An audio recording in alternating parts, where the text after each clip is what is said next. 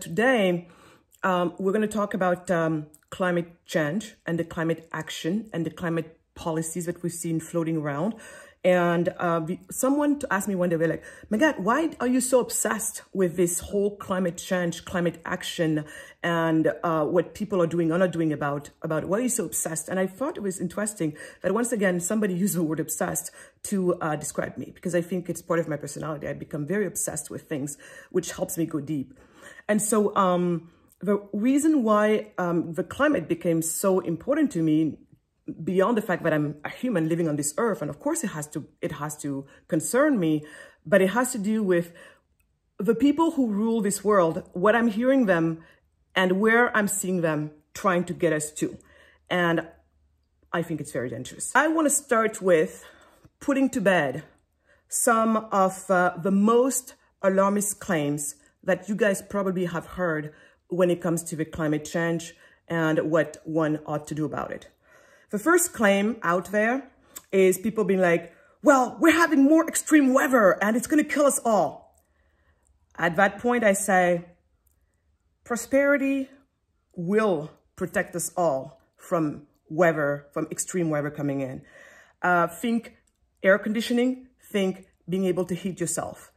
If people can live right now in the UAE, if people can live in Las Vegas, if people can live in places like even Holland, it is because people have, in some cases, access to AC where it's super, super hot. And for the places where things are really, really cold, you have access to heating mechanisms. But once again, the people who suffer the most, and say, eventually, I'm going to have to get out of here, are right now, especially the people who don't have access to access to things like that. The other one I hear often is, the sea level is going to rise. And by the way, I'm not disputing, that sea levels are rising. Is the climate changing? Yes. Should we do something about it? Yes. So I want for people to be clear about that. I'm not a climate denier. I don't care. No. I'm just about, can we find sensible ways to deal with this issue? And so when I hear people freaking out because the sea levels are rising, then there again, I say, then it should be critical for you to work with me on prosperity building. And again, remember, I always come to this from the standpoint of those among us who are the least fortunate. And so when you hear me talking here, my biggest concern is not so much right now the person who lives in New York, or the person who lives in Dubai, or the person who's in Australia somewhere. They're not really my concerns. When I talk about this, it's mostly about, we all know that those who stand to suffer the most from climate change happens to actually be poor people. That's, I think, something that everybody agrees on. I agree on with my fellow climate alarmists. So remember, again, everything I'm talking about here is from that standpoint. So when people are saying the sea levels are going to rise, I say, if the sea levels rise, people in Dakar will have way more problems, and we're probably going to see way more deaths than if the sea levels rise in Miami.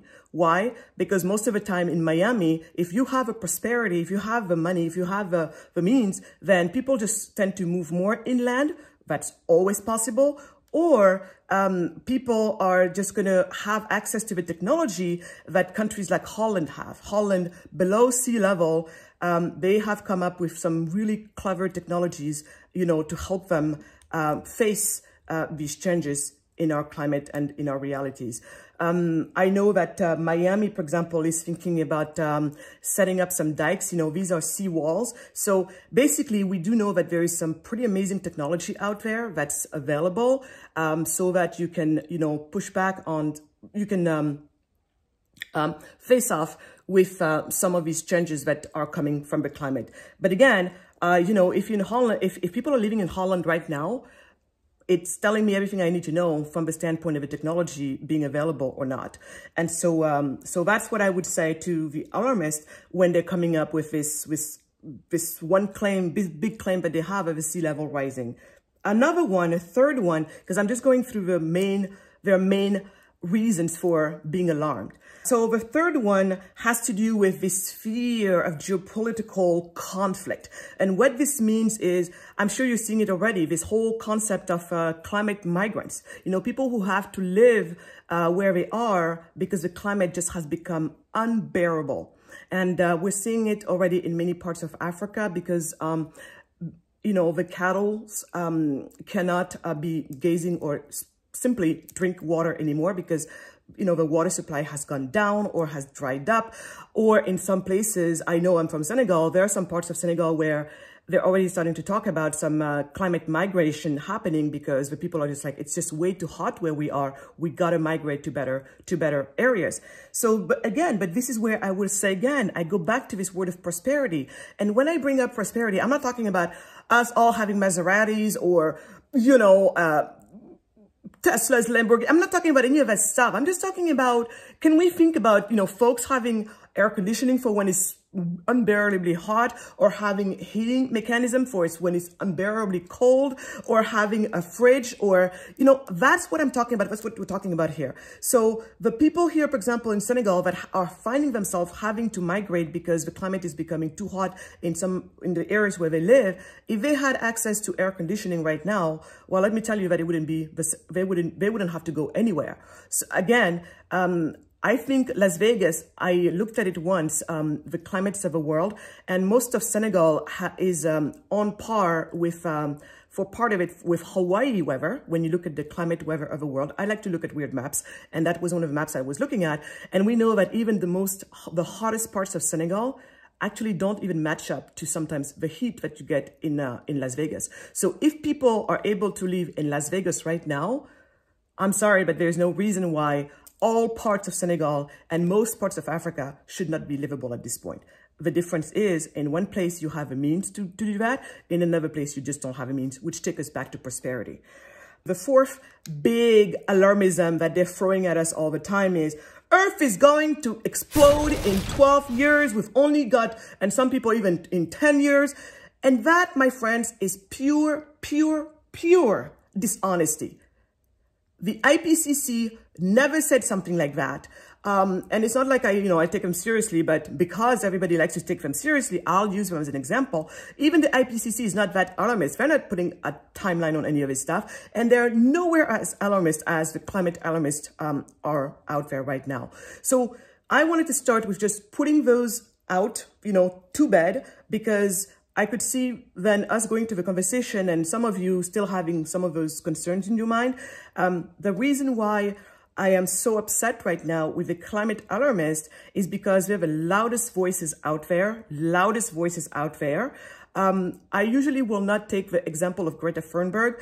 She's young. She thinks she's doing the right thing. I think the rest of our society has gone completely nuts in terms of I know there's a fetishism for youth out there, and I really feel that's really what it is mostly with Greta. I usually try not to talk about her because, again, she's way younger, and I don't believe in bashing, younger people. She believes in what she's doing. She thinks she's doing good for her. But I'm going to talk to the adults in the room, and the adults in the room, we have a problem with this alarmism, but they're flocking around.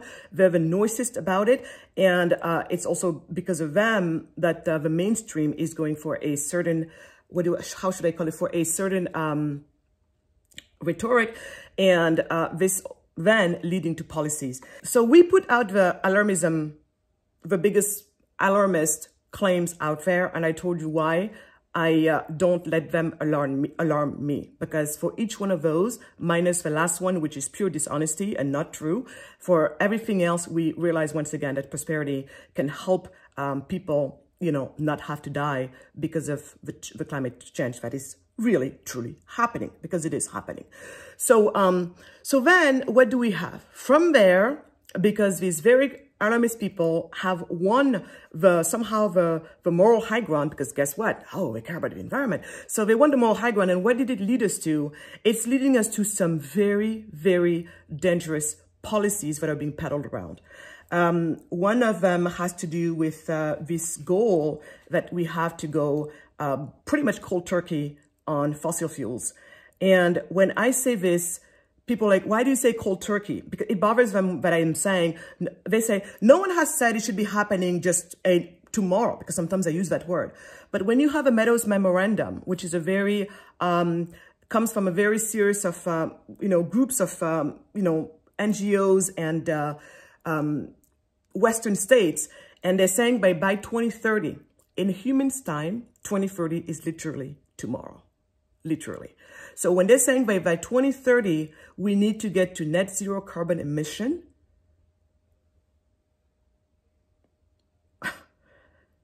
it's just not a viable option. And also when you look at how they have decided that, and I use this word very carefully, they have decided, and who is they? They is primarily the Westerners in this case, supported by countless Western NGOs and many other non-Western NGOs that, in a way, I'm not sure where they're coming from, those non-Western NGOs. I would have to speak to each one of them to understand why they're supporting, these policies.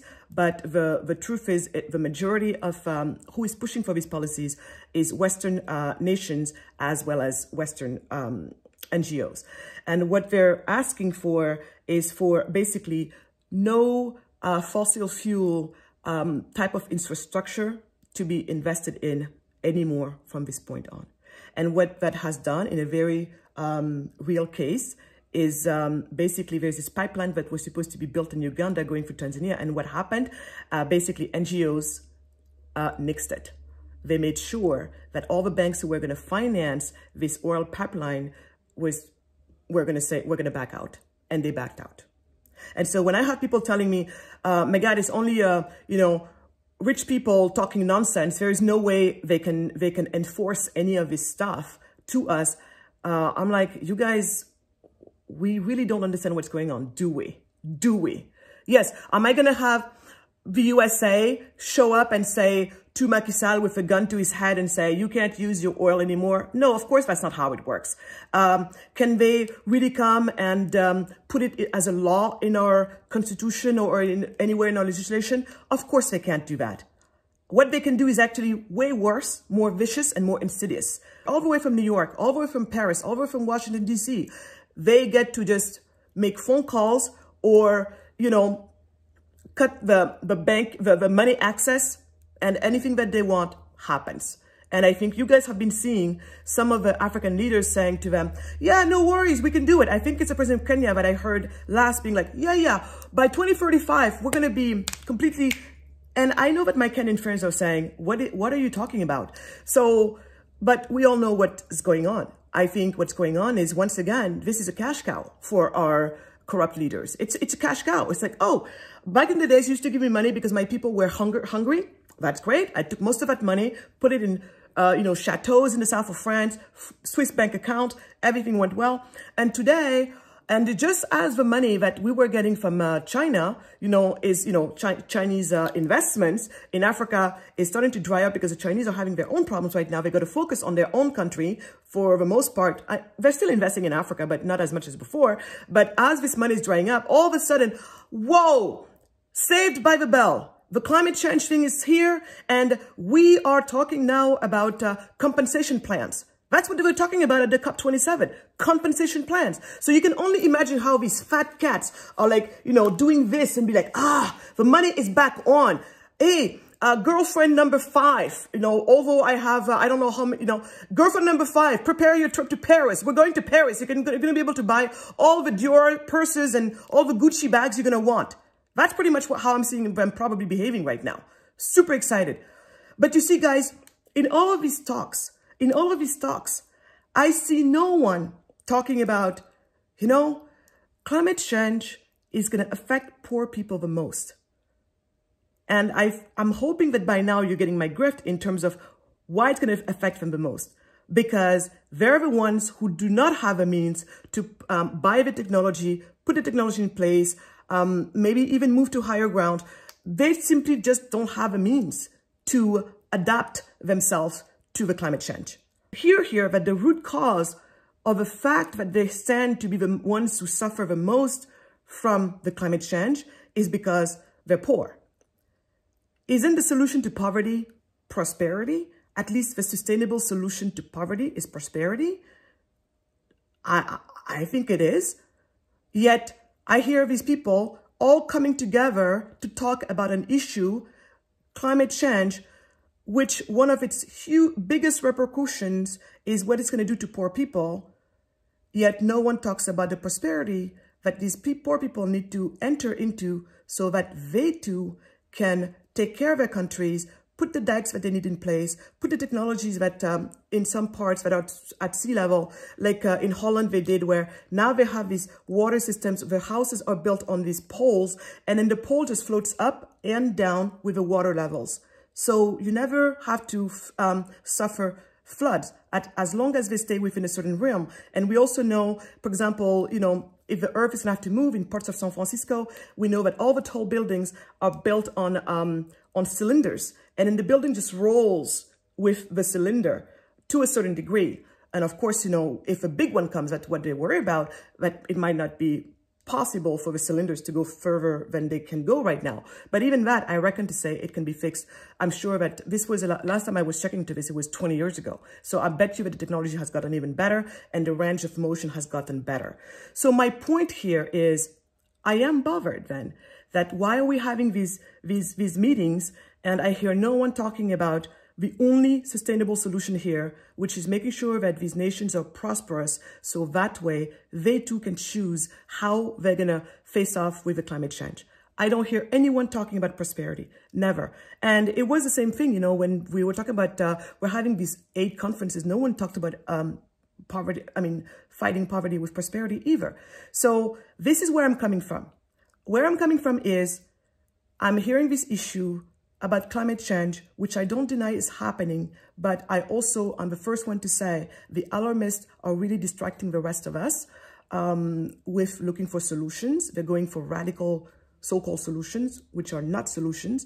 So we're having these meetings talking about this climate change that's going to get people, the poorest among us to suffer the most, yet no one talks about how we need to race towards building prosperity in these nations, especially when we know that when you put the right reforms in place, the prosperity starts to happen within a decade, within 25 years. In less than 25 years, usually the change happens. A country can go from being poor to being rich. It could happen in anybody's lifetime in this room.